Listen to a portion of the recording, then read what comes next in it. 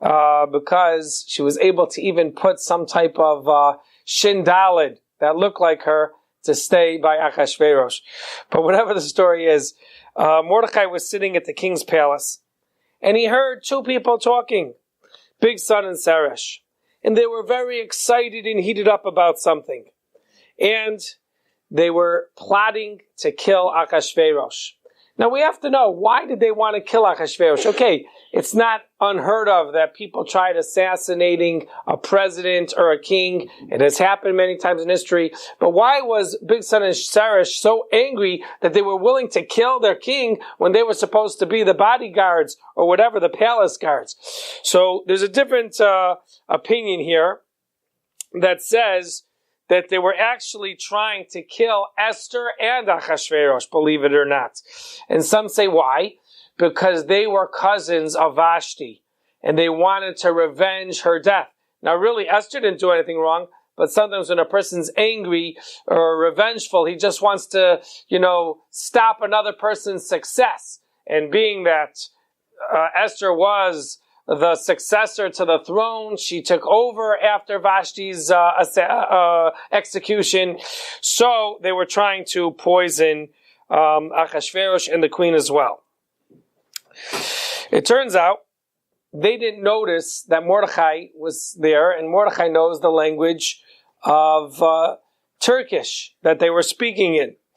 Why did Mordechai know that language? Because Mordechai was a member of the Sanhedrin. And if you were part of the Sanhedrin, you had to know 70 languages. So that this way, if people come with a court case from different lands and different countries, you'll be able to know what the witnesses are saying clearly because you know all the languages. And since there were officially 70 main languages, Mordechai was a member of the Sanhedrin. He had to know it. And Mordechai understood what they were saying. So Mordechai sends a message to Esther, and he tells her that there's some people trying to kill the king. Mordechai tells this to Esther, and Esther politely tells the king that I heard this information from Mordechai. So the king writes down that someone's trying to help me to stop a plot for my life. Right then, they called in an animal, maybe a cat or something, and they made the cat drink the king's drink. And believe it or not, the creature died, and the king said to hang up Bigsan and Seresh. At that time, it was written that Mordechai saved the king's life. The king has a diary, a journal of where he writes all the people that help him or oppose him, and he's supposed to, reward them. In this case, he forgets later to reward Mordechai. He writes it down. Now, really, he should have rewarded him right away. That would have been a karas hatov.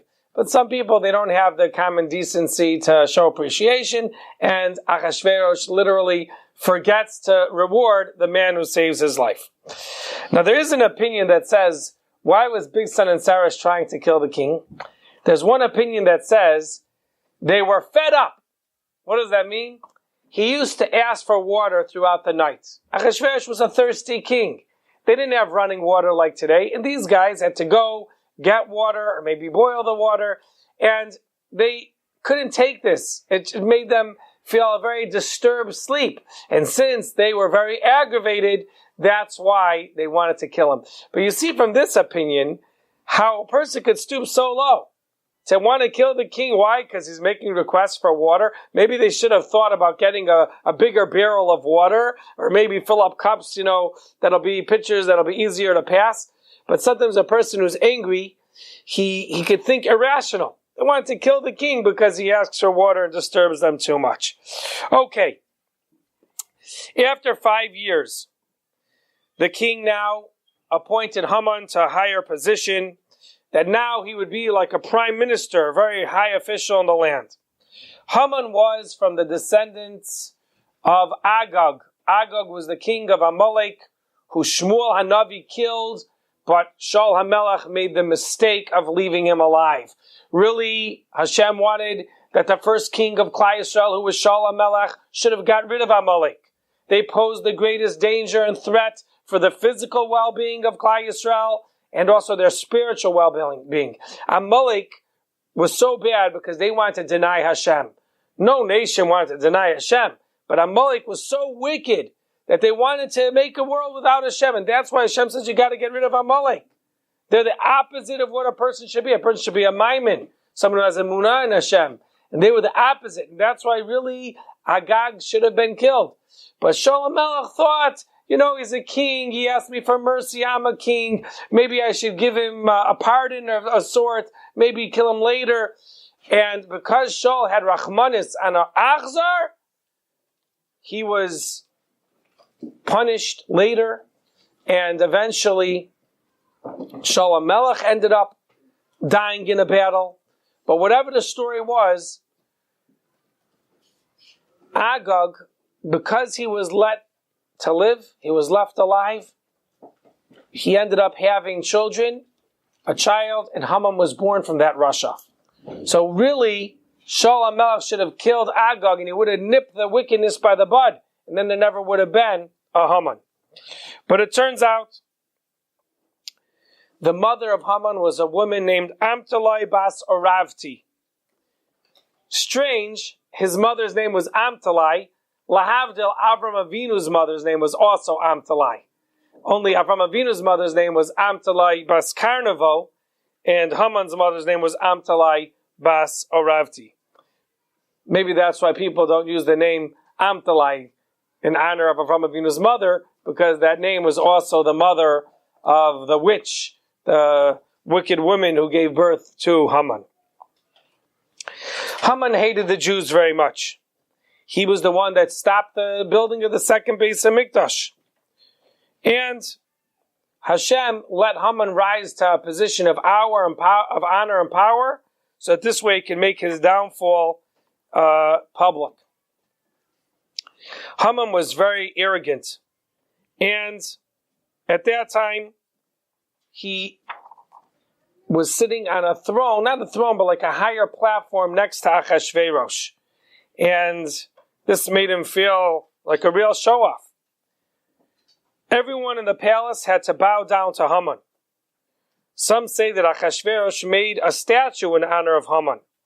And he said that whoever walks by it should bow down. But Mordechai would never bow down. People said, why aren't you bowing down? And Mordechai said, I only bow down to HaKadosh Baruch Hu. Someone said, but your grandfather Yaakov Avinu bowed down to Esav, and Haman is a descendant of Esav. He comes from Amalek. Amalek comes from Esav. It turns out, Mordechai had a brilliant answer. He said, it's not true. My grandfather was Binyamin. Binyamin wasn't born yet at the time when the Shvatim bowed down to Esav. So my grandfather Binyamin never bowed down to Esav, and I'm not going to bow down to Haman. There was another reason Mordechai didn't want to bow down to Haman, is because Haman really felt himself like an Avodah Zarah, and also he had some type of Avodah Zarah dangling on him, maybe a necklace, or his clothes had the designs of Avodah Zarah. It turns out, there's another reason why Mordechai didn't want to bow down to Haman, and we'll leave you with that for now. It's because one time, Achashverosh sent two top officers to stop a rebellion in India, and he sent Haman and Mordechai with a battalion and an army to stop the enemy. And at that time, Haman's men finished their food, they had nothing to eat, and Haman begged Mordechai, give us food, and Mordechai said, only if you sell yourself as a slave to me. And he wrote a document on a piece of leather or something that was on his foot, on his boot. And why should he bow down to Haman? If anything, Haman should really be his slave. And that's why Haman was very jealous, and he wanted to get rid of Mordechai. But he didn't want to just get rid of Mordechai alone. He wanted to get rid of all the Jews, because that was his hatred. So again, you see how rotten Haman is. He should have been grateful that Mordechai gave him food when he was starving to death. But he didn't care about that. He just wanted to get rid of Mordechai. That was a sinner of Amalek. People tried convincing Mordechai to bow down to the Rasha Haman. But Mordechai knew no way. He's a Rasha. And Mordechai was from the biggest tzaddikim. He's not going to bow down to a wicked person. someone who comes from Amalek, someone who wanted to deny Hashem. When Haman saw that Mordechai was not bowing down to him, he got very angry, and he decided he's going to take Nekama, and he's going to kill not only Mordechai, but all the Yidden under the kingdom of Achashverosh. The time was Rosh Chodesh Nisan in the year 3404. It was the 12th year of the king Achashverosh.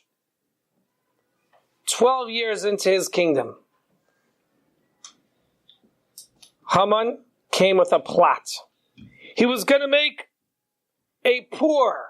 A pour is a lottery, a goyrel, to decide which month and which day of the year would be the best time to get rid of the Jews. And his pour landed on the 337th day of the year, which is Yud Gimel Adar, the day that we keep as Tainus Esther. Believe it or not, the day we fast as Tainus Esther is not the day that Esther fasted. Esther and the Yidden fasted for 3 days. That was actually by the month of Nisan. In the beginning of Pesach, they were fasting at the beginning of Pesach.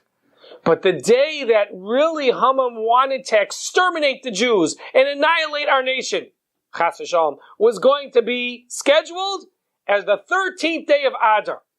Now, why did he pick that month of Adar? He figured because the month has no holidays. Every month has a holiday. Like, for instance, Nisan, the Yidden were saved from Mitzrayim.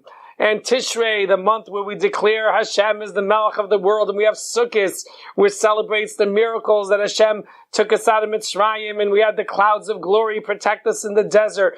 And Shavuos, which is in the month of Sivan, tells us about the miracles that happened by Har Sinai. How all the Yidden who weren't well from being beaten in Mitzrayim now got Refuah Shalema. He knew that many months are packed with merits for the Yidden. But he said, Adar has no holiday. And it's the last month of the Jewish calendar. And that was the month that their leader, Moshe Rabbeinu, died.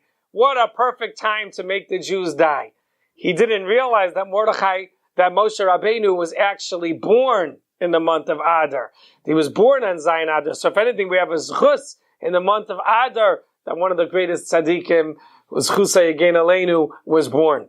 But it turns out, he decided on the 337th day of the Jewish calendar to get rid of the Jews. He made a number of lotteries. That's why it's called Purim, which is plural. Not just one lottery did he make to decide when to kill the Jews, but two. And he had special papers, and he decided that that would be the day of their destruction. Some say that it was Haman's son, whose name was Shimshai, who was really the one who was making the raffle with his father. It turns out, after he made this date, he went to the king to ask permission to execute the Jews. And he started speaking Lashon Hara about the Jews.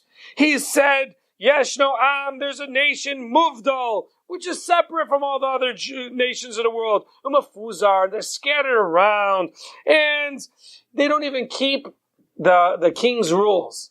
Now that's not true. We keep the king's rules, but he spoke Lashon Hara. He wanted to say we don't obey the rules. And by the way, that's why you didn't have to know there's something called Dina de Malchusa Dina.